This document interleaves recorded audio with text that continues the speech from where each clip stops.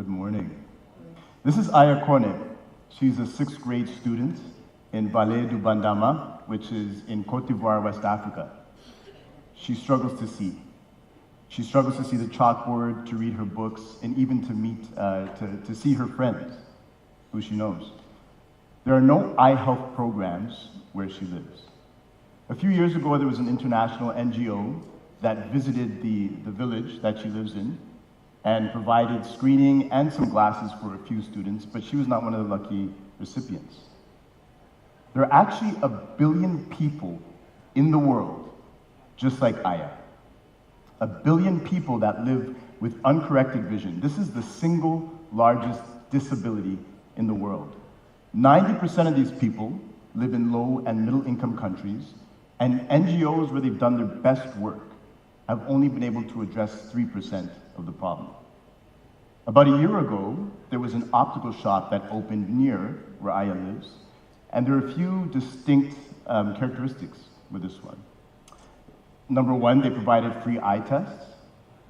They also sold glasses at about $15 a pair. And they provided a year-long warranty as well. This was an inclusive optical shop that was specifically targeting low and middle income customers. So Aya was able to access her first pair of prescription glasses, and her whole world came into focus. So she was able to see the chalkboard. She was able to read her books and to recognize her friends. And more importantly, her confidence soared. She achieved higher grades and was able to dream about her future again. This is a 700-year-old technology called glasses, and it's incredible what it can do to transform a life, a community, the lives of 1 billion people. Glasses are considered assistive technology, and this is classified the same as hearing aids and wheelchairs. But this is uniquely private sector driven in terms of its distribution. So it is a pro-development industry. For example, consider a low-income worker who is an adult who works in a vision-intensive industry like an artisan or a tea picker. By providing them with a pair of glasses, on average, you will increase their income by 33%.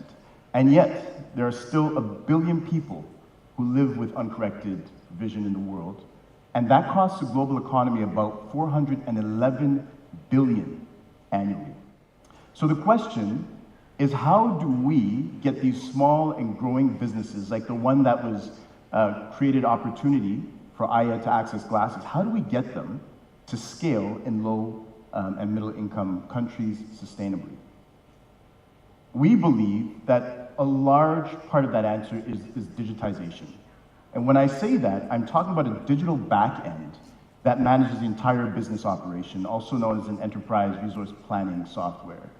It provides real-time visibility, is fully integrated, and provides modules, as you can see, right across from sales to eye exam reporting, analytics around peak buying times, and so on. Without this, entrepreneurs are forced to operate with systems that do not speak to each other, and this is costly in terms of time, resources, and human error.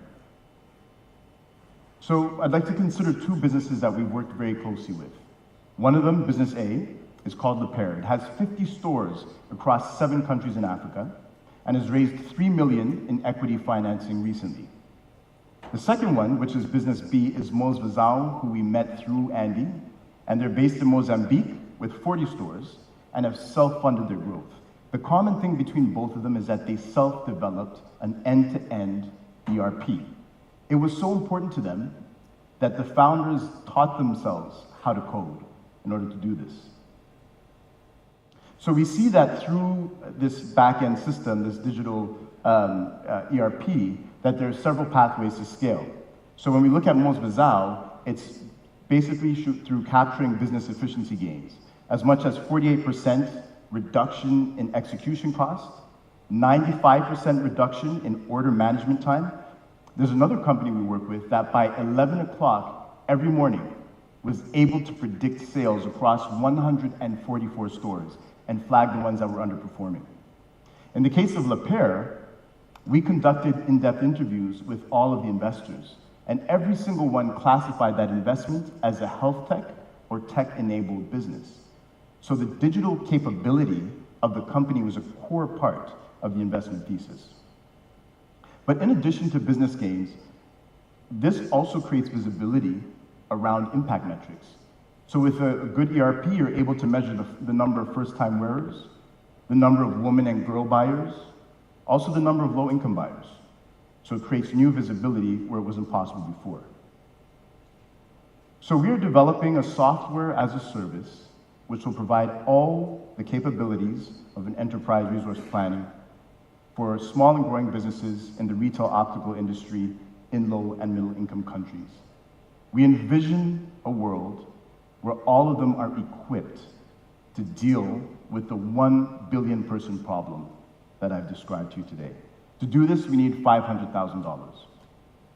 And I believe that this is something that we can solve here in this room today. So I do invite you to join us as we build this out and to either scan this or get in contact with me after, so that eyesight for people like Aya and her community is not a luxury, but is a reality. Thank you very much for your time.